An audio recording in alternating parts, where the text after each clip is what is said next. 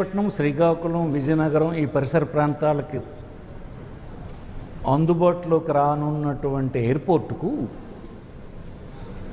2023 మే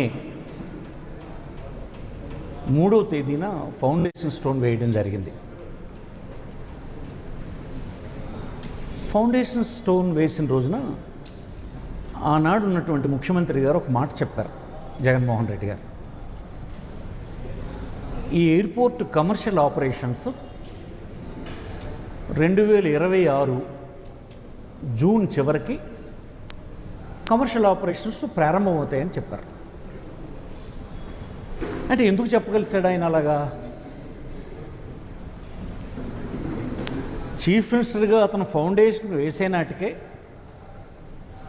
ఆ ఎయిర్పోర్టుకు కావాల్సినటువంటి భూమిని సేకరించడం, కేంద్ర ప్రభుత్వంలో వివిధ డిపార్ట్మెంట్ల నుంచి తీసుకోవాల్సినటువంటి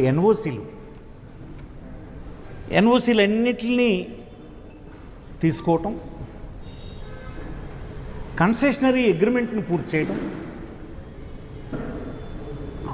ఆ ఎయిర్పోర్టుకు కావాల్సినటువంటి నీరు, విద్యుత్తు, ఇతరత్ర సదుపాయాలకు అవసరమైనటువంటి నిధులు కేటాయించడం, అన్నింటికంటే ముఖ్యంగా కన్సెషనరీ ఎవరున్నారో అంటే ప్రైవేట్ పెట్టుబడిదారి ఆ ఎయిర్పోర్టుకి ఎవరున్నారో ఆ పెట్టుబడిదారి ఫైనాన్షియల్ ఇన్స్టిట్యూషన్ నుంచి అప్పు అంటే ఫైనాన్షియల్ క్లోజర్ అంటారు దాన్ని, అది కూడా చేసిన తర్వాత మాత్రమే అతను ఫౌండేషన్ స్టోన్ వేయడం జరిగింది. అందుకే అతను అంత స్పష్టంగా ఇది 2026 జూన్ చివరి నాటికి కమర్షియల్ ఆపరేషన్స్ ప్రారంభమవుతాయని చెప్పగలిసాడు. దేశంలో సాధారణంగా ప్రధానమంత్రి, ముఖ్యమంత్రి ఇలాంటి రాజ్యాంగ పదవుల్లో ఉన్నటువంటి వాళ్ళు ఎవరైనా ఏదైనా ఒక మేజర్ ప్రాజెక్ట్ని శంకుస్థాపన చేయాలంటే సాధారణంగా పునాదిరాలు వేయరు, దాని స్థితి చూస్తారు. ప్రభుత్వ నిధులతో నిర్మించేదైతే అడ్మినిస్ట్రేటివ్ శాంక్షన్ వచ్చి టెక్నికల్ శాంక్షన్స్ క్లియర్ అయిన తర్వాత మాత్రమే ఫౌండేషన్ స్టోన్ వేస్తారు. లేదు ప్రైవేట్ పెట్టుబడులు ఉన్నటువంటి ఇలాంటి వస్తే ఫైనాన్షియల్ క్లోజర్ అయితేనే, ఆల్ పెర్మిషన్స్ కంప్లీట్ అయిన తర్వాత ఫైనాన్షియల్ క్లోజర్ అయితేనే ఫౌండేషన్ స్టోన్ వేస్తారు. అదే సాంప్రదాయంలో జగన్మోహన్ రెడ్డి గారు దీనికి పునాదిరాయి వేయటం, ఈవేళ అతను చెప్పినట్టుగానే జూన్ 26 30 అయిపోతుంది, 1వ తేదీన ప్రధానమంత్రి గారు దీన్ని ప్రారంభిస్తున్నారు. ఈ దేశ ప్రధాని ఈ ఎయిర్పోర్ట్ను ప్రారంభించడం అనేది వైఎస్ఆర్ కాంగ్రెస్ పార్టీ ఆహ్వానిస్తుంది. ఇది మంచి పరిణామం. దేశంలో ఉండేటువంటి ప్రధానమంత్రి ఎన్నిసార్లు రాష్ట్రానికి వస్తే అంత మంచిది. ఇక్కడ ఉన్నటువంటి పరిస్థితులు తెలుసుకోవడానికి అవకాశం ఉంటుంది కనుక మేము స్వాగతిస్తున్నాం, దీన్ని మేము వెల్కమ్ చెప్తున్నాం. కానీ ఇదే సందర్భంలో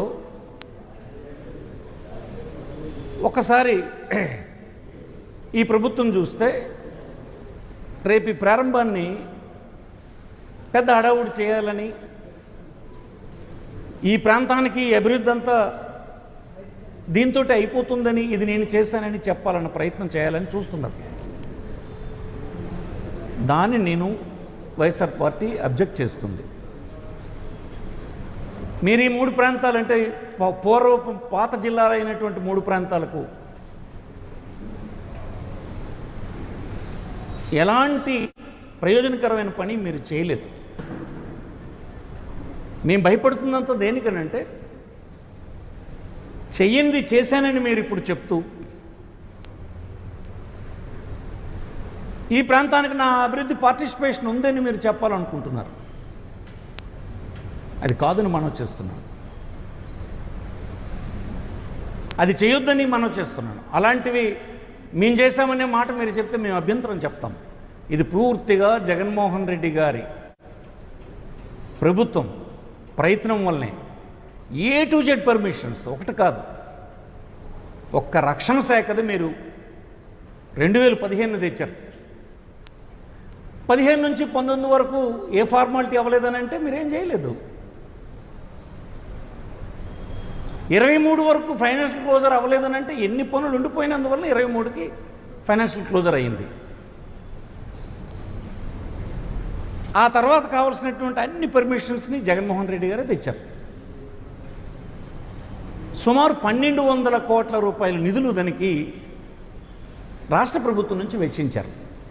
మన ప్రాంతంలో ఏమనుకుంటారంటే ఎయిర్పోర్ట్ కన్స్ట్రక్షను ఆంధ్రప్రదేశ్ బడ్జెట్ నుంచి నిధులు ఇస్తున్నాం అన్నట్టుగా ప్రొజెక్షన్ ఇస్తున్నారు. బయట మీడియాలో వాటిల్లో వాళ్ళు మాట్లాడినప్పుడు నేను చూస్తే అదేదో మేమే కడుతున్నాం అన్నట్టుగా చూస్తున్నారు.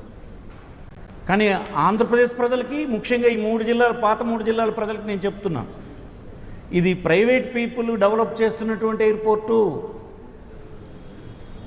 కేవలం రాష్ట్ర ప్రభుత్వం, అది జగన్మోహన్ రెడ్డి ప్రభుత్వం, 1200 కోట్ల రూపాయల భూమి, దానికి కావలసినటువంటి నీరుకి 75 కోట్లు, ఇంకో 135 కోట్లు ఇతరత్ర అవసరాలకు, మొత్తం 1200 కోట్ల రూపాయలు అన్ని రీహాబిలిటేషన్కి, రీసెటిల్మెంట్కి, అన్నిటికి కలిపి ఇవ్వడం, కనెక్టింగ్ రోడ్లకి ఇవ్వడం జరిగింది.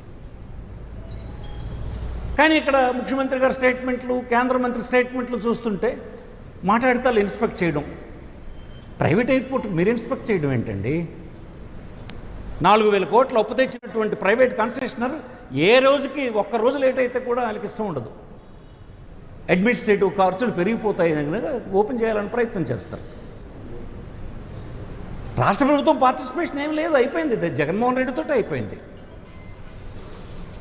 1200 కోట్ల రూపాయలు ఆనాడే దీనికి వెచ్చించాం, అన్ని క్లియరెన్సెస్ తెచ్చేసాం. అక్కడి నుంచి ప్రైవేట్ వ్యక్తి బ్యాంకు నుంచి తెచ్చుకున్నటువంటి 4000 కోట్ల రూపాయలు, 3064 కోట్లు సుమారుగా, I don't know exactly figure, ఆయన పెట్టుకుంటాడు. అది పెట్టుకుంటారు. ప్రతిరోజు ఎర్లీగానే చేయాలని ప్రయత్నం చేస్తారు. అయితే ఈనాడు ఇక్కడ కొన్ని ఇబ్బందులు ఉన్నాయి. ఈ ఎయిర్పోర్ట్ కొంతమందికి సంతోషం కలిగిస్తే కొంతమందికి ఆవేదన కూడా కలిగిస్తుంది. ఈ పట్టణానికి అది 40-50 కిలోమీటర్ల దూరంలో ఉంది. ఆనాడు జగన్మోహన్ రెడ్డి గారు ఏం చేశారు? ఆ కేంద్ర ప్రభుత్వంలో ఉన్నటువంటి ఇన్ఫ్రాస్ట్రక్చర్ మంత్రిని పిలిచి ఆయనకి నచ్చజెప్పి, ప్రధానమంత్రికి చెప్పి 7000 కోట్ల రూపాయలు స్ట్రైట్గా